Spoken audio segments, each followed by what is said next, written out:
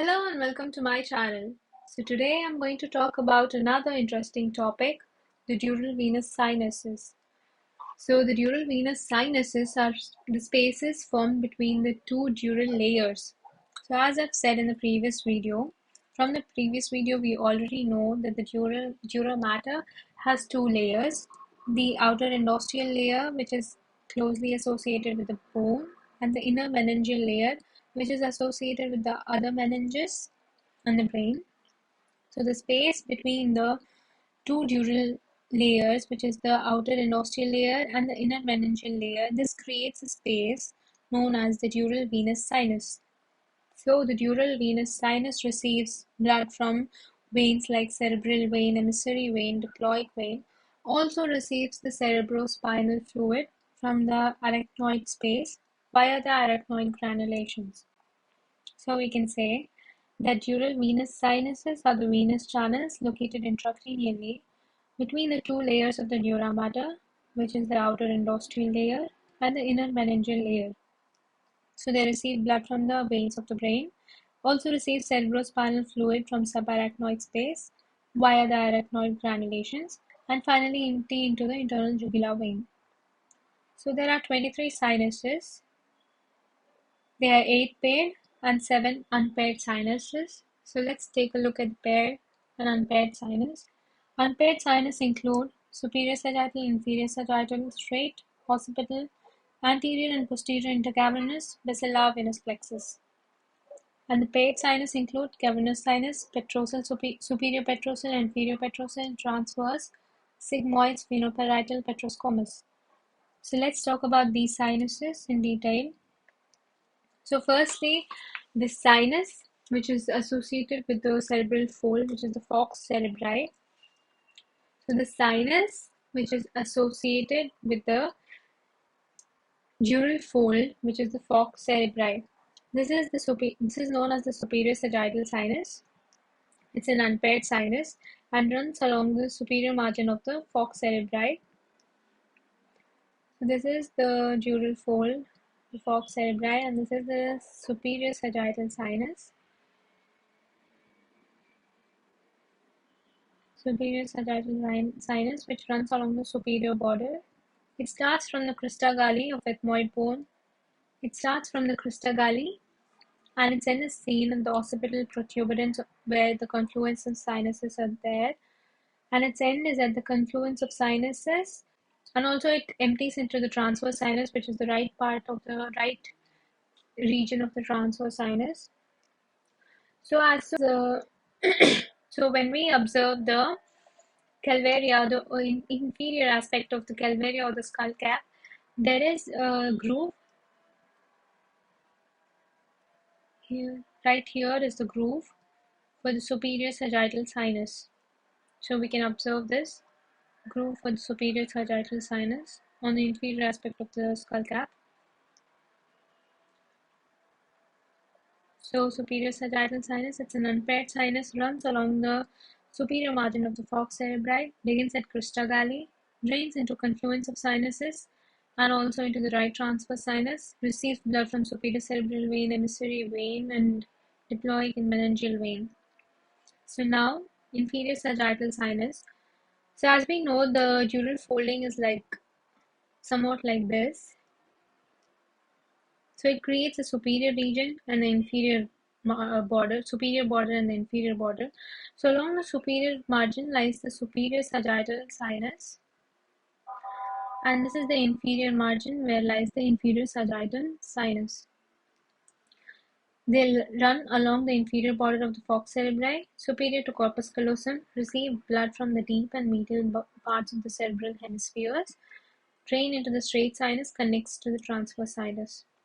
So here we can see the inferior sagittal sinus as well, which runs along the inferior border of the falx cerebri, and it contributes to the formation of straight sinus, or it continues as the straight sinus, enters the confluence of sinus, and then enters the transverse sinus, which is on the left part of the transverse sinus.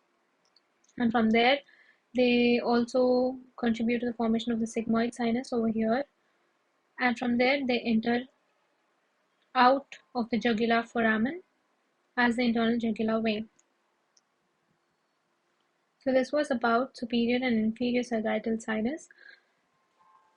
Now, talking about the straight sinus or the tentorial rectus sinus, it lies in the medial plane at the junction of the two dural folds, which is the falx cerebri and tentorium cerebelli, and it also forms the confluence of sinus, receives venous blood from superior cerebellar vein and inferior sagittal sinus, drains into confluence of sinus, continues as the transverse sinus left, terminates as jugular vein from the jugular foramen.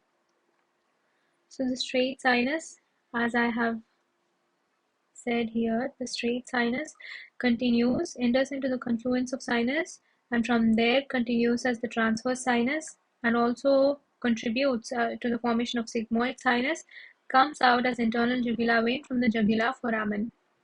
This is jugular foramen regions.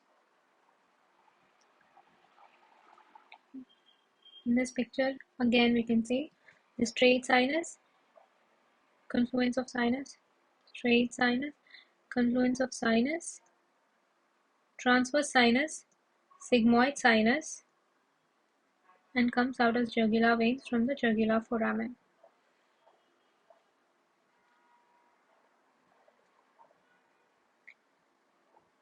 So there's another important point to know. So as we remove the calvaria or the skull cap, we can notice venous lacunae. These are like the venous pits or the lakes. They're generally 2 to 3 in number, and they are associated with the other meningeal veins. So here we can see the venous lacunae, 2, 3 in number. They are present beside the superior sagittal sinus, or which is known as the parasagittal region. Over here in this clear picture, we can see venous lacunae receiving blood from the meningeal vein, that is from here, diploic vein from here, emissary vein, and the cerebral vein from here. They receive from venous lacunae receives blood, and also the cerebral vein directly empties into the sagittal sinus as well. So we can say the venous lacunae are venous lakes, enlarged venous spaces within the skull, often present in the parasagittal region, and they are adjacent to the superior sagittal sinus. Receive blood from the cerebral veins as well, meningeal veins, and connect to the diploic and emissary veins. So now, talking about the dural venous sinus, which are associated with the tentorium cerebelli, the dural fold of tentorium cerebelli. So the transverse sinus, it's large paired sinus, that means it's present on the either side of the it's large and paired sinus present on the either side.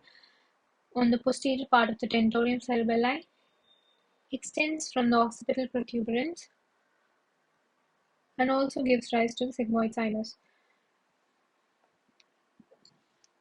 Over here we can see the transverse sinus. It's paired, it's present on both the sides, also contributes to the formation of sigmoid sinus. This is the sigmoid sinus, and enter the exit through the jugular foramen as the jugular vein. The same over here, transverse sinus also contributes to the formation of sigmoid sinus and exit through the jugular foramen as the jugular veins.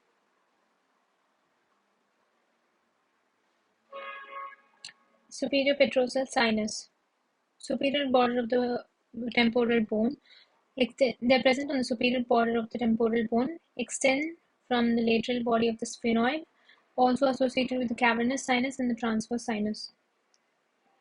So these are the superior petrosal sinus, and there's also inferior petrosal sinus on the inferior part of the sphenoid bone, and there's also the inferior petrosal sinus. So these both are present on the either side.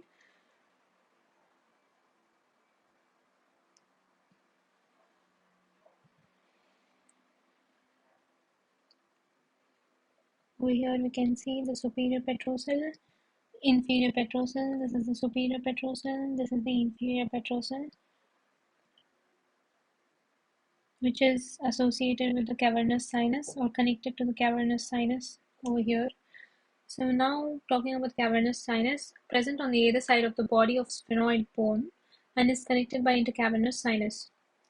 So over here we can see this is the stalk for the pituitary gland, and on the either side is the cavernous sinus, cavernous venous plexus, which is connected by anterior and posterior intercavernous sinus. These are the cavernous sinus on the either side of the body of sphenoid bone, and it's interconnected by intercavernous sinus, which is the anterior and posterior part of the cavernous sinus. Let me clear it up. This is the cavernous sinus on the either side of the body of sphenoid bone, which is connected by anterior and posterior intercavernous sinus, and just below the posterior intercavernous sinus lies the basilar venous plexus. This is the basilar venous plexus.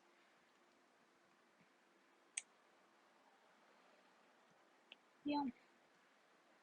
Pituitary gland. This is the pituitary gland. Anterior intercavernous sinus, posterior intercavernous sinus, and these are the cavernous sinus.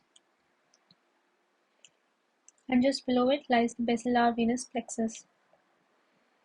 It's the same in this picture, but in this picture we can also see the transverse sinus, which forms the sigmoid sinus and exits through the jugular foramen. Over here, transverse sinus, sigmoid sinus exits through the jugular foramen. The cavernous sinus connected by the superior and the inferior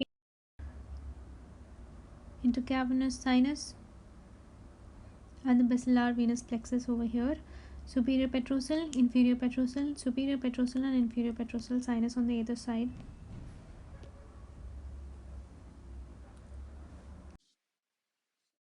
Confluence of sinuses forms the meeting point. The confluence of sinus is mainly known as the meeting point.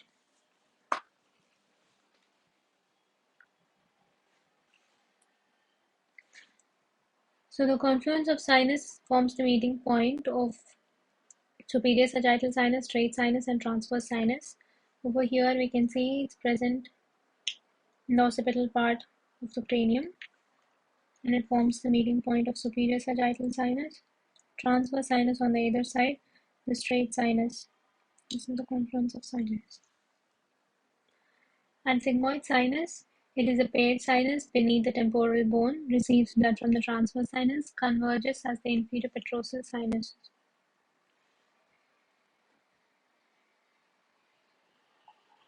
So over here, this is the sigmoid sinus.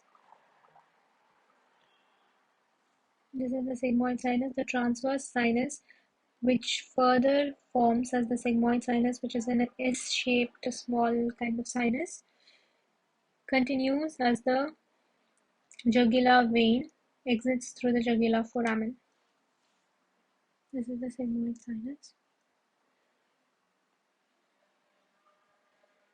That was about sinuses. And there's also another important point that we need to know, which is it is said that the point where the insertion point of the semispinalis capitis into the cranium, exactly at this point, it's said that the transverse sinus lies at this point.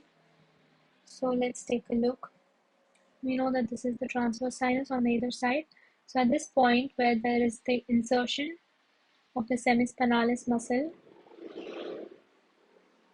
at this point lies the transverse sinus, but this is not completely accurate, as we know the anatomy from person to person could be a little different. It could have slight changes, so we cannot completely rely on this marking. And there's another important marking, which is the asterion, parietomastoid. Asterion, the junction of the sutures like lambdoid, occipitomastoid, and parietomastoid suture.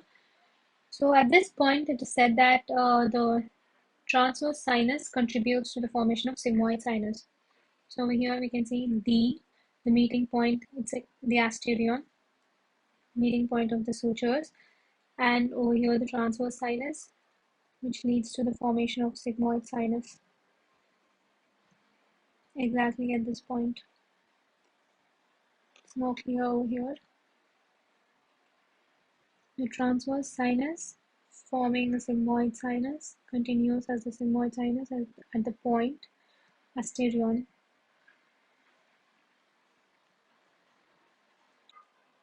So that was the dural venous sinus. Thank you for watching, and I hope this video helped you.